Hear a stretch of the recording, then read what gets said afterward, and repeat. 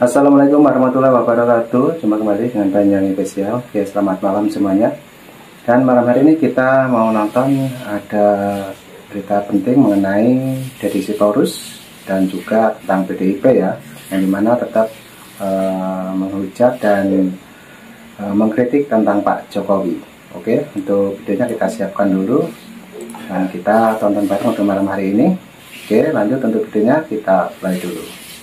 PDIP menyampaikan permintaan maafnya kepada publik karena telah melahirkan Joko Widodo di panggung perpolitikan Indonesia. Permintaan maaf itu disampaikan oleh Ketua DPP PDIP Deddy Sitorus pada Kamis 19 Desember. Meski begitu, Deddy tidak sepakat jika segala kesalahan yang dilakukan Jokowi, termasuk mencoreng MK, menjadi tanggung jawab PDIP. Sebab PDIP sendiri tidak menduga bahwa Jokowi justru menyalahgunakan kekuasaannya untuk kepentingan pribadi politiknya. Dalam pernyataannya, Deddy juga menyebutkan bahwa malaikat pun tertipu dengan kelakuan Jokowi dalam 1 tahun terakhir. Mobilisasi ASN, kepala desa, dan sebagainya masih terus berlangsung. Dan ini tentu kami merasa terpanggil, kami punya kewajiban moral untuk mengatakan ya bahwa kami juga punya yang namanya tanggung jawab sejarah, bahwa Jokowi dan keluarganya, dalam hal ini anak dan mantunya, masuk dalam dunia politik melalui PDI Perjuangan. Saya pribadi sudah berkali-kali di media menyampaikan bahwa ya memang dia lahir dari PDI Perjuangan. Jokowi tanpa kekuasaan masih diperebutin sama parpol. Ya iyalah, ya kali ada yang mau sia-siakan the power of Jokowi. Partai yang ono aja itu ya, karena udah terlanjur sakit hati gitu, jadi terpaksa membenci Jokowi gitu, terpaksa gitu cari gara-gara sama Jokowi, terpaksa gue bilang mah. Demi harga diri, ya demi harga diri parpol, bukan demi rakyat. Sekali lagi, dari dulu juga masyarakat Indonesia itu sukanya ke Pak Jokowinya, bukan parpolnya. Justru masyarakat Indonesia yang tidak suka Pak Jokowi dari dulu itu disebabkan karena parpolnya dulu. Pakai heboh segala lagi umumin kalau Pak Jokowi udah nggak di partai itu. Ya elah, masyarakat Indonesia juga udah pada tahu kali dari dulu, iya kan? Justru itu harapan masyarakat dari dulu sebenarnya. Dari sejak Pak Jokowi menjabat itu sebenarnya masyarakat itu pengennya, aduh keluar aja nggak sih Pak dari parpol itu, ya kan? Karena lu itu, ya tanpa parpol itu di atas, ya. Tapi parpol itu tanpa lu di bawah. Saudara, pasca pemecatan Jokowi dari PDIP makin memperlihatkan keadaan PDIP dan juga pamor Bapak Jokowi. Ketika pengumuman pemecatan Jokowi dari PDIP direspon oleh partai-partai yang segera membuka pintu lebar-lebar dan memberikan karpet merah agar silakan masuk sekiranya Bapak Jokowi berkenan.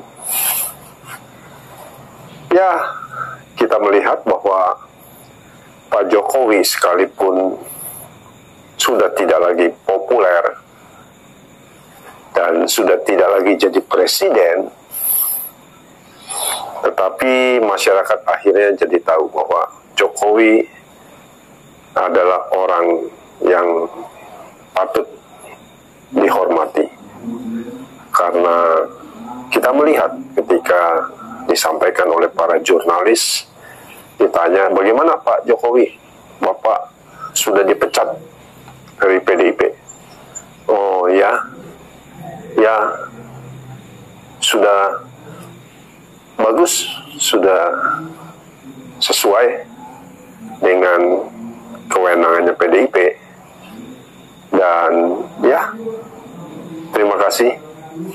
Jadi kita bisa melihat, saudara, tidak ada rasa benci, dendam bagi Jokowi, karena kita juga tahu bahwa jauh sebelum Pilpres dilakukan, Jokowi sudah tidak ada di PDIP. Hatinya sudah tidak terpaut dengan PDIP, ya. Dan Jokowi hanya memikirkan bangsa ini ke depan bagaimana. Bukankah itu yang lebih penting? Sementara PDIP hanya memikirkan soal partainya. Jadi makin terlihat bahwa di PDIP sendiri terlihat ada dua faksi. Faksi Mbak Puan, ya, yang kita lihat bahwa yang setia dengan Mbak Puan itu Bambang Pacul. Ya, bahkan Pramono Anung ini lebih berkiblat ke Puan ketimbang yang satu lagi, putra Megawati, Prananda. Di situ ada Deddy Sitorus, ada Hasto, dan wah, orang-orang yang terus menyuarakan suara kebencian kepada Bapak Jokowi. Dan kita melihat apa yang terjadi. Kita melihat besok di Kongres Nasional PDIP, bukan Jokowi yang akan merebut PDIP. Jokowi tidak tertarik. Buat apa? Buat apa masuk ke PDIP Pak Jokowi? Mulyono mau ngacak-ngacak PDIP buat apa? Pak Jokowi itu banyak ide-ide gagasan yang luar biasa yang bisa disumbangkan bagi bangsa ini. Bisa melalui Golkar, mungkin melalui Gerindra, atau tidak masuk sama sekali. Tidak masalah. Karena Jokowi lebih besar dari sebuah partai politik. Saya sudah katakan jauh hari sebelumnya, pada saat menjelang Pilpres, bahwa Jokowi lebih besar dari sebuah parpol. Dia adalah aset bangsa ini. Dia adalah legenda hidup bangsa ini. Dan kita lihat hari ini, putra Bapak Jokowi, Gibran Rakabuming Raka, menjadi wakil presiden. Ya, dan ya, saya kira ketika Gibran tidak neko-neko berpolitik praktis, udah stay foolish, stay humble, ya, berada di samping Bapak Prabowo, maka segala sesuatunya aman. Dan saya tahu Gibran akan melakukannya, karena bapaknya pasti akan menasehati anaknya. Sudah nak, bekerja saja bagi bangsa dan negara, bantu bangsa ini menuju Indonesia Emas 2045. Yes.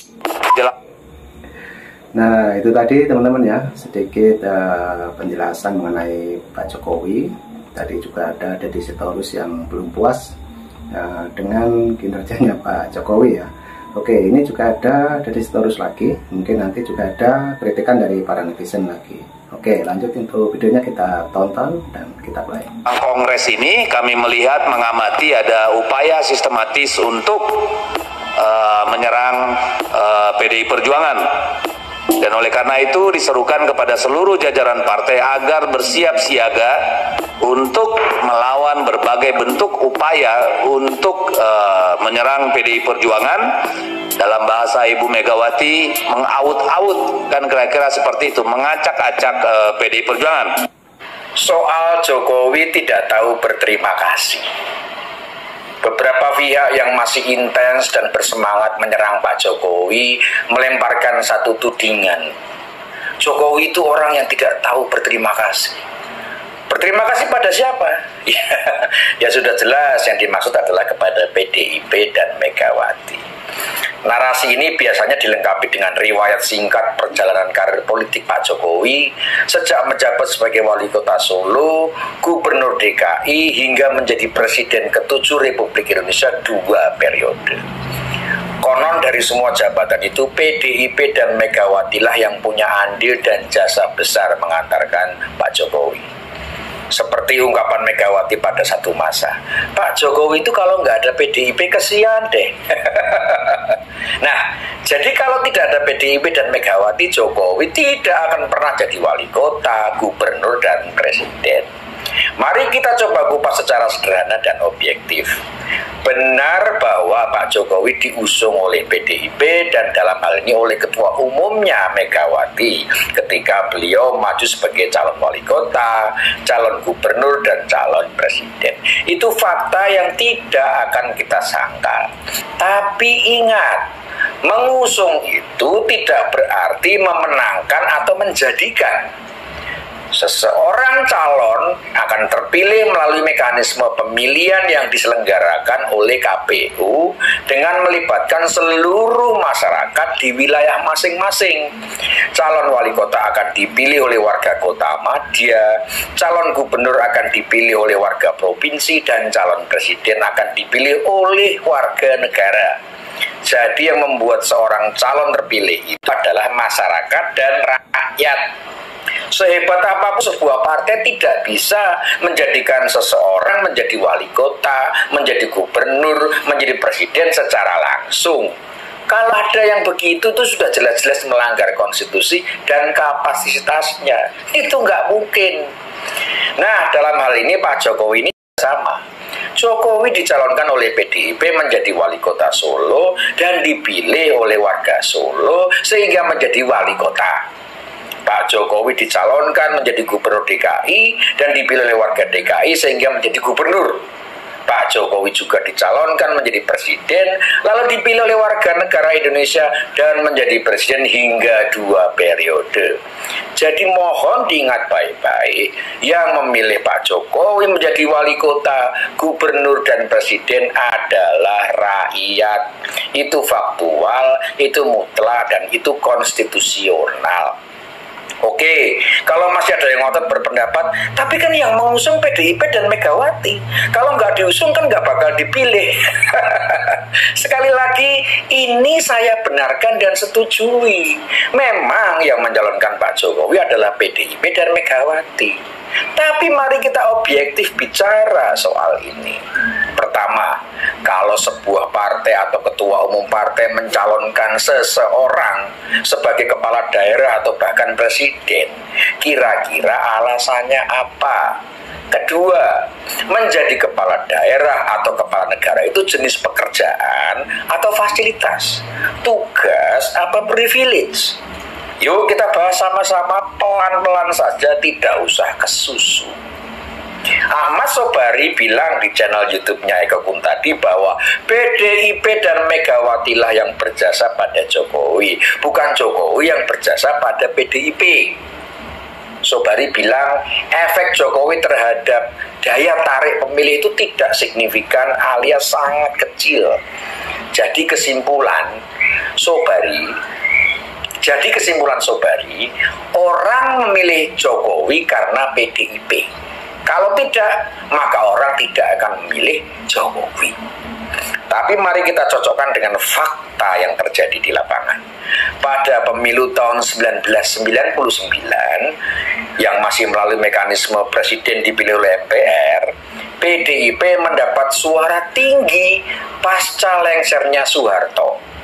Tapi Megawati tidak terpilih menjadi presiden. MPR memilih Kiai Haji Abdurrahman Wahid sebagai presiden dan Megawati sebagai wakilnya. Ini adalah situasi peralihan dari Orde Baru ke Orde Reformasi. PDIP mendapat suara tinggi karena gelombang anti Soeharto dan Golkar. PDIP sebagai partai yang dianggap pro-reformasi dan anti Orde Baru mendapat simpati rakyat. Lalu Megawati menggeser Gus Dur pada Juli tahun 2001 dan duduk sebagai presiden. Lalu pada tahun 2004, di mana pertama kali presiden dipilih langsung oleh rakyat, Megawati mencalonkan diri berpasangan dengan Ketua Umum PBNU saat itu, Bapak Hasyim Muzadi, tapi kalah telak dari Susilo Bambang Yudhoyono yang berpasangan dengan Yusuf Kalla dengan perolehan suara pada putaran kedua sebesar 60,62%. Sementara PDIP suaranya turun dari 33,74% menjadi 18,53%. Hal ini disebabkan oleh ketidakpuasan rakyat terhadap kepemimpinan Megawati dari tahun 2001 sampai 2004. Di pemilu 2009, Megawati kembali mencalonkan diri sebagai presiden berpasangan dengan Prabowo Subianto, tapi lagi-lagi kalah telak dengan Susilo Bambang Yudhoyono sebagai petahana dan cuma mendapat suara 26,79%. Masih lebih tinggi dari Ganjar kemarin sih.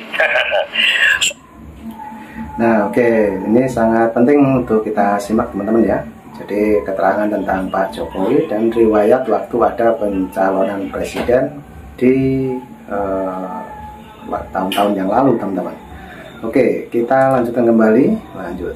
Suara PDIP juga turun dari 18,53% menjadi 14,03%. Dari sini tambah jelas, popularitas Megawati dan PDIP turun signifikan. Sementara juga harus kita tahu bahwa ketika PDIP mengusung Jokowi sebagai wali kota Solo tahun 2005, PDIP memperoleh mayoritas kursi di DPRD Solo. PDIP di wilayah Jawa Tengah, Jawa Timur, dan sebagian Bali memperoleh suara besar. Lalu pada pemilu tahun 2014, PDIP mencalonkan Jokowi sebagai presiden dan menang dengan 53,15% suara. Pada pemilu ini, suara PDIP juga naik dari 14,03% tadi menjadi 18,95%. Kata Ahmad Sobari, ini tidak signifikan. Ya, boleh saja dibilang begitu. Tapi terlihat jelas kepercayaan masyarakat terhadap PDIP naik saat mencalonkan Jokowi dibanding ketika mencalonkan Megawati. Lalu pada pemilu 2019, Jokowi kembali terpilih sebagai presiden dengan perolehan suara 55,50% dan PDIP mendapat suara 19,33% atau naik 0,37%. Sekali lagi, mungkin ini yang menurut Ahmad Sobari tidak signifikan. Tapi kalau dilihat dari tren, di zaman Megawati yang cenderung selalu turun, di era Jokowi ini suara PDIP secara nasional terus naik. Yang menurut Ahmad Sobari tidak signifikan, tapi menurut saya signifikan adalah bahwa rata-rata orang memilih Jokowi tapi tidak memilih PDIP. Artinya kepercayaan publik terhadap Jokowi melampaui kepercayaan publik terhadap PDIP. Meski ada juga yang karena percaya pada Jokowi lalu memilih PDIP. Intinya, secara objektif harus kita akui Jokowi memberi dampak recovery kepercayaan publik kepada PDIP setelah kecewa dengan kepemimpinan Megawati tahun 2001 sampai 2004 setelah melengsarkan Gus Dur itu. Yang kedua, menjadi kepala daerah atau kepala negara itu jenis pekerjaan atau fasilitas, tugas apa privilege. Pemahaman ini cukup penting untuk kita sepakati, karena yang namanya rasa terima kasih itu umumnya diberikan oleh seseorang yang menerima privilege atau fasilitas. Misalnya orang yang dikasih bonus, orang yang dikasih dispensasi, orang yang dikasih libur kerja, atau orang yang dikasih voucher tamasya gratis. Sementara menjadi kepala daerah atau kepala negara itu adalah sebuah tugas, sebuah tanggung jawab yang bebannya cukup besar. Dan Jokowi sudah membuktikan secara konsekuen menjalankan itu semua dengan baik. Jokowi bekerja melayani rakyat, mengabdi pada negara dengan semua resiko dan konsekuensinya, dengan semua waktu, tenaga, dan pikirannya. Dan beliau telah membuktikan dengan prestasi dan pencapaian yang sangat signifikan. Sederhananya, Jokowi ditugaskan untuk bekerja dan dia telah menjalankan semua pekerjaannya dengan baik. Lumrahnya, siapa yang harus berterima kasih?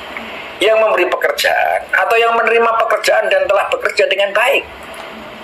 Pak Jokowi kan sudah acap kali berterima kasih kepada PDIP dan Megawati atas kepercayaan yang diberikan kepadanya diusung sebagai calon wali kota, gubernur, dan presiden. Terus mau ungkapan terima kasih macam apa lagi? Jokowi juga menyediakan kursi di kabinet untuk kader-kader PDIP dalam jumlah yang cukup banyak dan strategis, meski sebagian akhirnya berurusan dengan KPK karena korupsi. Apa itu tidak cukup? Dan satu hal lagi, jangan naif lah. Kita semua tahu kalau partai mengusung seseorang menjadi kepala daerah atau kepala negara, pasti ada pamrihnya. Dan saya yakin semua pamrih itu sudah dipenuhi oleh Jokowi. Hanya saja yang membuat mereka kemudian mengungkit-ungkit soal rasa terima kasih itu bermula ketika Jokowi tidak lagi mau tunduk dan didikte oleh partai atau dalam hal ini ketua umum ketika menjalankan tugasnya melayani rakyat dan memimpin negara. Jokowi tidak mau jadi petugas partai. Baginya, pihak yang harus dia layani adalah rakyat, bangsa, dan negara, bukan partai atau ketua umumnya. Contoh kecil saja, Jokowi mau membangun bandara di Buleleng. Megawati tidak setuju, maka pembangunan bandara itu harus dibatalkan. Ini yang namanya presiden yang mana? Belum lagi kebijakan-kebijakan lain di mana seorang kepala negara harus mendengarkan dan menurut ketua umum partai. Hal seperti ini sudah kelewatan dan tidak lagi diterima oleh Jokowi. Lalu mereka bilang Jokowi tidak berterima kasih pada partai dan ketua umum. Lalu berbagai pemutarbalikan fakta dan fitnah mulai dilancarkan untuk menghancurkan Jokowi. Jadi singkatnya, lu nggak nurut sama partai, lu habis. Saya tanya ke teman-teman, apa kalian mau punya presiden yang jadi pesuruh partai? Enggak kan? PDIP tidak mau berterima kasih pada Jokowi dan menuduh Jokowi yang lupa diri dan tidak berterima kasih. Faktanya kan jelas, di pemilu 2024 ketika PDIP memusuhi Jokowi, suaranya langsung ambles. Bahkan Jawa Tengah sebagai kandang banteng bisa bubar kayak gitu. Mau menyangkal kayak gimana lagi? Malah pakai acara main drama nangis-nangis segala. Jadi semoga Viti ini bisa membantu memperjelas situasi yang sebenarnya. Apakah Jokowi berhutang budi pada partai atau partailah yang seharusnya bersyukur punya kader sebaik dan seamanah Jokowi? Kalau mau tetap bertahan merasa benar dan menyerang orang baik seperti Jokowi, ya silahkan saja. Kita tinggal lihat di masa yang akan datang akan seperti apa nasibnya. Semoga bermanfaat. Rahayu. Nah, itulah teman-teman ya dari para netizen yang mengkritik tentang PDIP, juga PDIP tadinya mengkritik Pak Jokowi. Jadi sama-sama saling kritik teman-teman ya. Jadi mungkin teman-teman yang menonton dari awal sampai akhir, apabila punya saran dan kritik silahkan tulis di kolom komentar saya. Dan nanti juga ada video lagi, nanti tunggu di Banyak Official. Oke, terima kasih. Saya ucapkan salam buat keluarga, sehat selalu, dan Assalamualaikum warahmatullahi wabarakatuh. Thank you, bye-bye.